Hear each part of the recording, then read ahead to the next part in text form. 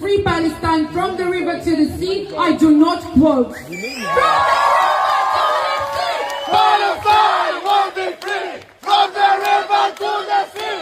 Palestine will be free from the river to the sea. Palestine will be free from the river to the sea. Palestine will be free from the sea to the river.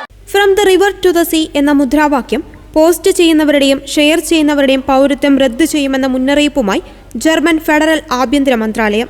കുടിയേറ്റ സമൂഹത്തിൽ, പ്രത്യേകിച്ചും ജൂതന്മാരെ ശത്രുപക്ഷത്ത് കാണുന്ന German സമൂഹത്തിൽ വംശീയതയും യഹൂദ വിരുദ്ധതയും വളരുന്നത് തടയാൻ ഈ മാസങ്ങളിൽ ആഭ്യന്തര മന്ത്രാലയം പുതിയ നിയമ ഭേദഗതികളാണ് പുറത്തിറക്കിയിട്ടുള്ളത്.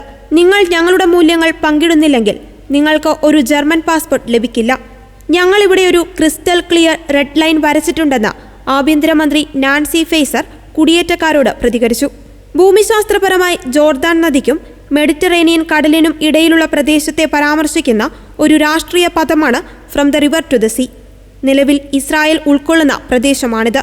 1960കളിൽ പാലസ്തീൻ ലിബറേഷൻ ഓർഗനൈസേഷനാണ് ഈ പദം ആദ്യമായി ഉപയോഗിക്കുന്നത്. അധിനിവേശത്തിലൂടെ പാലസ്തീൻ ഇസ്രായേൽ പിടിച്ചെടുക്കുക എന്നതാണ് ഈ മുദ്രാവാക്യം മുന്നോട്ട് വെക്കുന്നത്. 1969ഓടെ ഈ മുദ്രാവാക്യം ശക്തമാവുകയും ജൂതരാഷ്ട്രമായ ഇസ്രായേലിനെ അറബി രാഷ്ട്രമാക്കി മാറ്റുകയും ഒരൊറ്റ രാജ്യത്തിനു വേണ്ടി ആഹ്വാനം ചെയ്യുവാനും പാലസ്തീൻ ലിബറേഷൻ ഓർഗനൈസേഷൻ ഈ വാചകം പ്രയോഗിച്ചു. പുതിയ നിയമ ഭേദഗതി അനുസരിച്ച് രണ്ടാം ലോക മഹായുദ്ധകാലത്ത് ഹിറ്റ്ലറുടെ നേതൃത്വത്തിൽ ജൂതർക്കെതിരെ അഴിച്ചുവിട്ട വംശഹത്യയായ ഹോളോകോസ്റ്റിനെ പെരുപ്പിച്ചു കാണിക്കുകയോ പിന്തുണയ്ക്കുകയോ ചെയ്താൽ കുടിയേറ്റക്കാർ പൗരന്മാരാകുന്നതിൽ നിന്ന് ഒഴിവാക്കപ്പെടും. നദി മുതൽ കടൽ വരെ പാലസ്തീൻ സ്വതന്ത്രമാകും.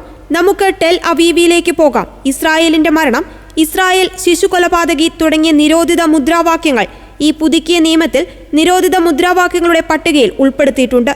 കൂടാതെ ഇസ്രായേൽ രാഷ്ട്രത്തിനു പകരം പാലസ്തീൻ പതാക സ്ഥാപിക്കുന്ന ഭൂപടങ്ങൾ ഉപയോഗിക്കുന്നതും അയോഗ്യമാക്കിയിട്ടുണ്ട്. അത്തരം മുദ്രാവാക്യങ്ങൾ ഉച്ചരിക്കുക മാത്രമല്ല, പോസ്റ്റ് ചെയ്യുകയോ ഷെയർ ചെയ്യുകയോ ലൈക്ക് ചെയ്യുകയോ കൂടി ചെയ്താൽ കുടിയേറ്റക്കാർക്ക് ജർമ്മൻ പൗരത്വം നഷ്ടമാകും.